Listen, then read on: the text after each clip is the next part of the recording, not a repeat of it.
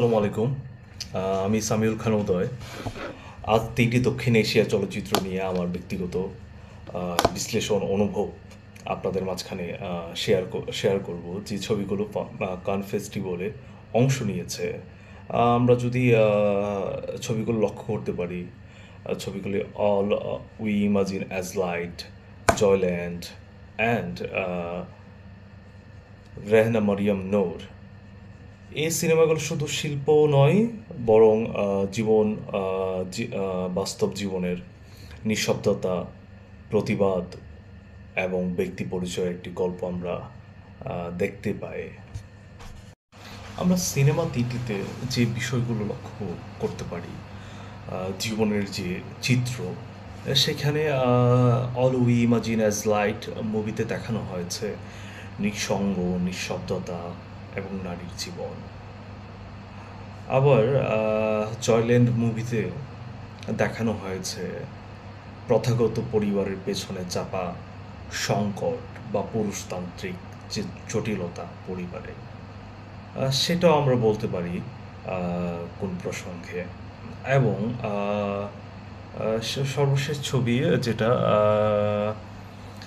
রেহেনা মরিয়ম নূর, এখানে যে নারীর এক সংগ্রাম, এক নৈতিকতার যে সংগ্রাম, অবিচ্ছেদ অংশ, একক নারীর নৈতিক অবস্থান, সেটাই কিন্তু এই মুভিতে তুলে ধরা হয়েছে। আমরা সিনেমা তিনটিতে বাস্তবতার একটা সংকট স্পষ্টভাবে উঠে এসেছে। সেই বাস্তবতার সংকটগুলো যদি আমরা দেখি, all We Imagine as light মুভিতে দেখানো হয়েছে স্বাধীনতা ও প্রেমের সীমাবদ্ধতা। জয়ল্যান্ড মুভিতে দেখানো হয়েছে পুরুষের সমাজে পুরুষত্ব ও নিষিদ্ধ প্রেম। সেই সাথে রেহনা মরিয়ম নূর মুভিতে দেখানো হয়েছে প্রতিষ্ঠানের নির্লজ্জতা, সমাজের চাপ। আমরা ঠিক সেইভাবেই একটি প্রতিবাদের সুরও আছে এই তিনটে মুভিতে। প্রতিবাদের সুরগুলো হচ্ছে নীরব কল্পনার মাধ্যমে, All We Imagine as Light. Joyland মুভিতে লক্ষ্য করি পরিচয় খোঁজার যে একটা তীব্র যন্ত্রণা, সেটাও কিন্তু এক প্রতিবাদের সুর। রেহনা মরিয়ম নূরে লক্ষ্য করি সরাসরি প্রতিরোধ এবং একাকী সংগ্রাম।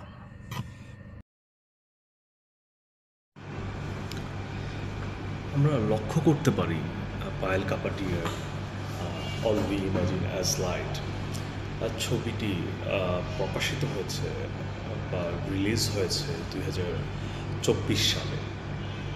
এই সিনেমাটি যেন একটি কবিতা আমার কাছে মনে হয়, ধীর চিন্তামগ্ন। সেই সাথে আমি বলতে পারি অন্তর্মুখী। মুম্বাইয়ের জীবন হচ্ছে খুব ব্যস্ত একটি শহর। সেই শহরে তিনটি মেয়ের সংগ্রামী জীবনের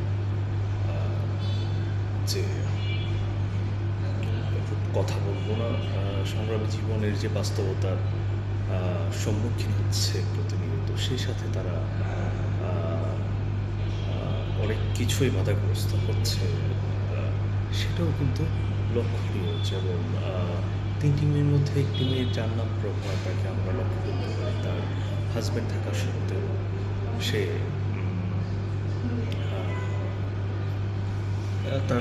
সত্ত্বেও সে কিন্তু তার হাজব্যান্ডের প্রতি আশা আকাঙ্ক্ষা বা তার ভালোবাসা, একজন স্বামীর প্রতি যে রয়্যালিটি বা ভালোবাসা, সেটা কিন্তু কোনো কিছুই আমরা দেখছি না।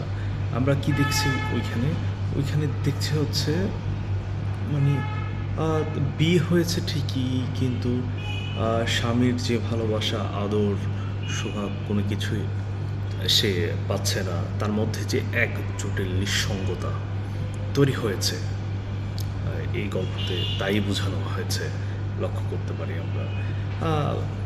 যদি বলি এই যে গল্পটি, তারা কাজ করে ৩টি কাজ করে, স্বপ্ন দেখে আবার কি করে নিজের মধ্যেই ঘটিয়ে থাকে।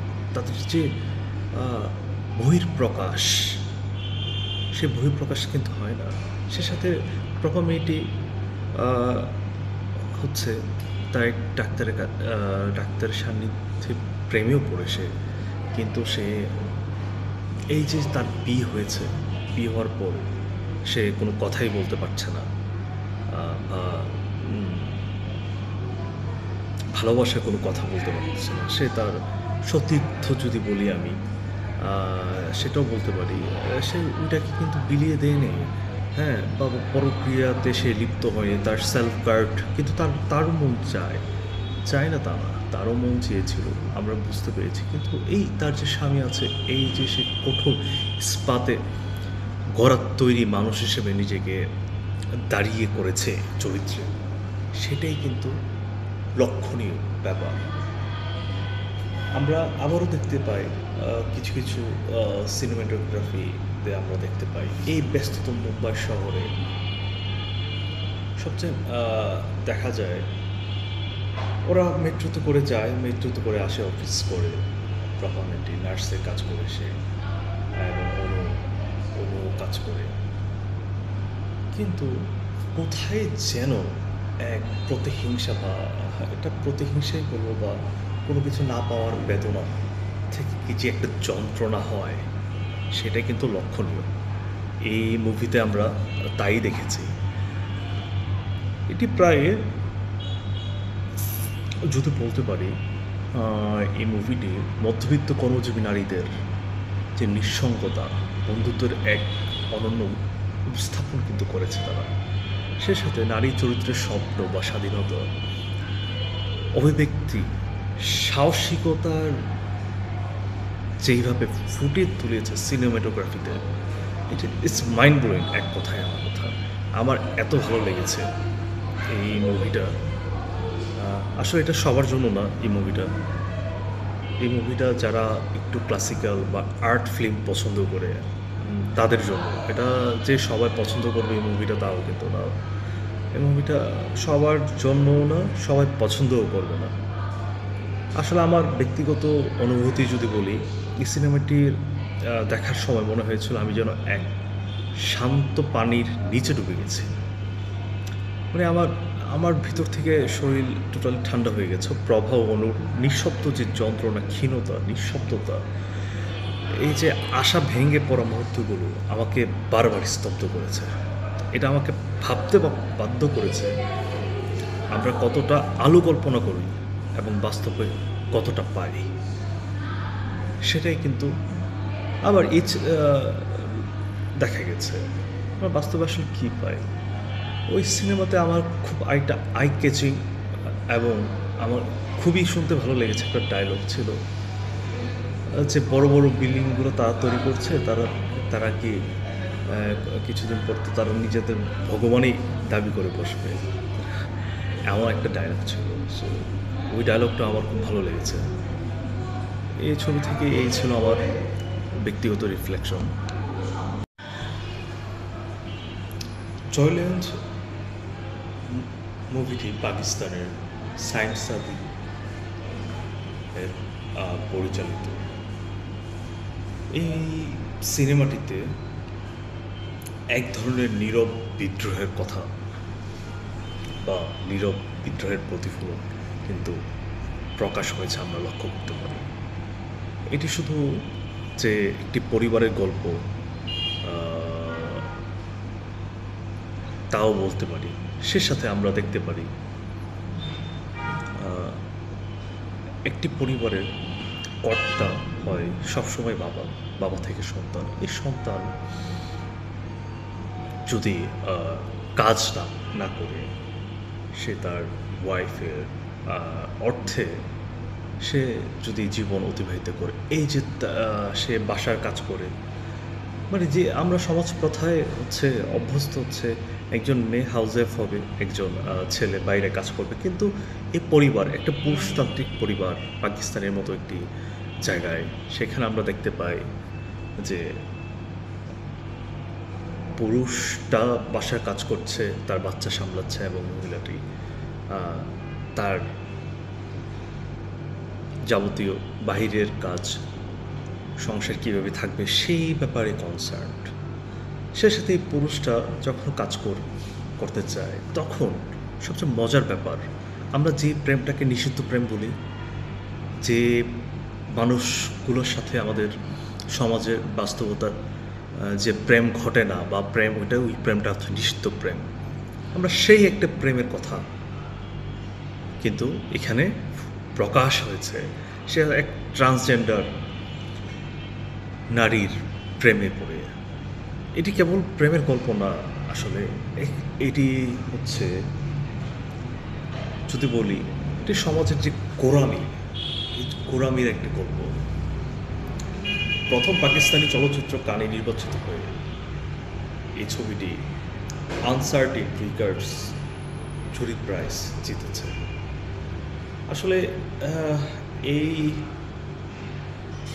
মুভিতে সবচেয়ে বড় ব্যাপার লিঙ্গ পরিচয়, পারিবারিক প্রেশারাইজ বা চাপ, যদি বলি, নিঃশব্দ মানসিক যে ছটফট বা কষ্টকে অসাধারণভাবে উপস্থাপন করেছে। তাই কিন্তু শুধু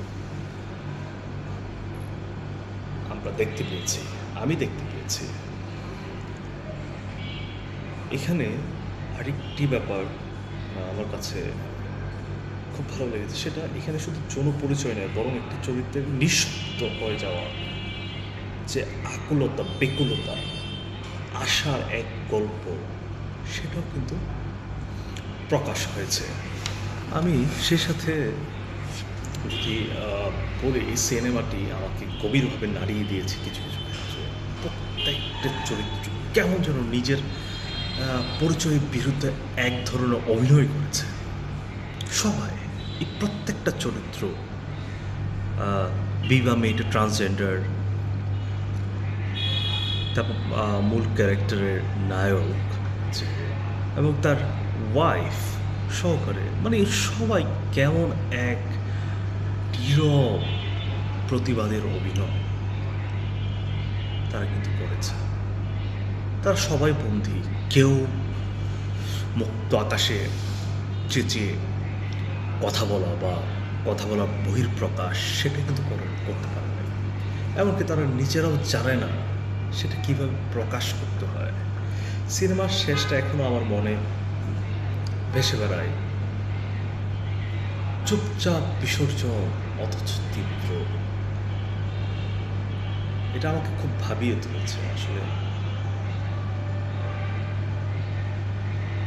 যখন কোনো কিছু চাপ প্রয়োগ করা হয়, যে জিনিসটা আমি করতে চাবো না, চাপের ফলে কোনো কিছুই ভালো হয় না। সেখানে পুরুষতান্ত্রিক সমাজের যে ব্যবস্থা, সেটাও অনেক প্রকাশ পেয়েছে। সেখানে নারীদেরকে অবমাননা করা হয়, সেটাও ওদেরকে চাপিয়ে দমিয়ে রাখা যায়, সেটাও কিন্তু এই মুভিতে প্রকাশ পেয়েছে। আমার তাই মনে হয়েছে। এই ছিল আমার এই ছবি নিয়ে, টয়লেট মুভি নিয়ে মন্তব্য। আর পরিশেষে আমি একটা বলতে চাই, এখানে মূল ক্যারেক্টার সবচেয়ে বেশি আমার ভালো লেগেছে, সেটা হচ্ছে সে পুরুষ হয়েও যে সে বিবা ট্রান্সজেন্ডার মেয়ের সাথে কাজ করে যাবে অর্থের কারণে, আবার সেই অর্থ যখন পরিবারের হাতে তুলে দিচ্ছে, সবাই তাকে কদর করছে।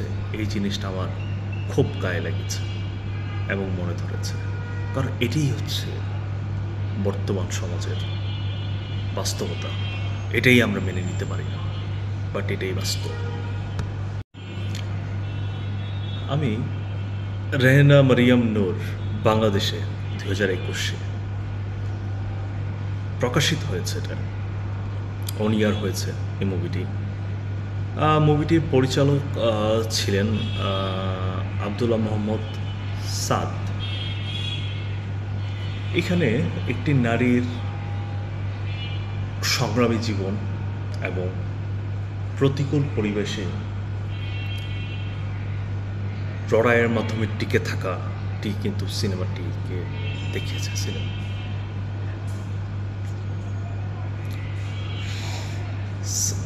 রেনা মরিয়ম নূর, আমি এমন একজন নারীকে দেখেছি যাকে আমি চিনি। সে রাগী, অনড়, আপোষহীন, কিন্তু সিনেমাটি দেখিয়েছে কেন সে এমন, কেন?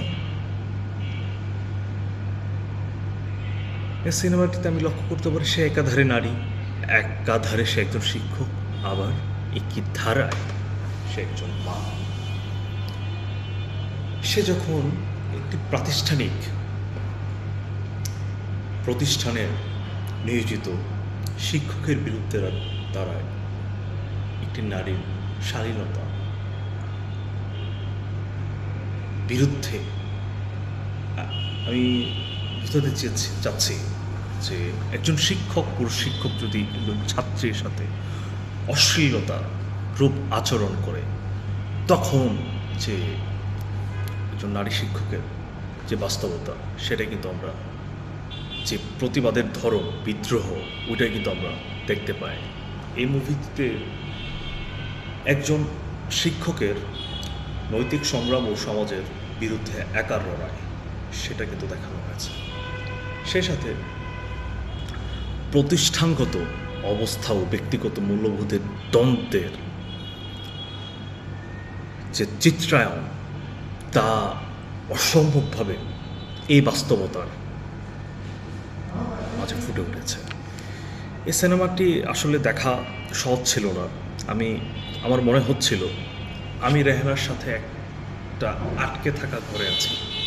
তার দম বন্ধ হয়ে আসা, তার লড়াই, তার হতাশা সবই আমার উপর এসে পড়ে। আমার উপর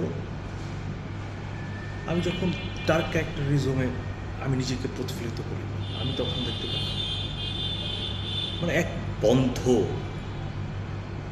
ঘরে আমাকে ছেড়ে দিয়েছে, সবাই আমাকে খুঁটাখুটি করছে। এই যেন এক প্রতিরোধের গল্প। আমার এখান থেকে বেরিয়ে আসতে হবে। আমার যে চটফট, আমার যে প্রতিবাদ, আমার যে উচ্চকণ্ঠ, সেইটাই কিন্তু এই সিনেমাতে দেখিয়েছে। এবং সে সিনেমাটিতে এটাও প্রকাশ পায় পুরুষতান্ত্রিক সমাজে নারীদের অবজ্ঞা। ওদেরকে কেউ মানে না বা মানতে চায় না, সেটা ভালো। এটি একটি প্রতিরোধের গল্প যা সমাজ বুঝতে চায় না, বাস্তবতা বুঝতে চায় না। একাকী নারীর একাকী সংগ্রামের গল্প, এক নারীবাদের গল্প। এই ছিল আমার রেনা মরিয়ম নূরের ব্যক্তিগত কিছু বহিঃপ্রকাশ। ধন্যবাদ।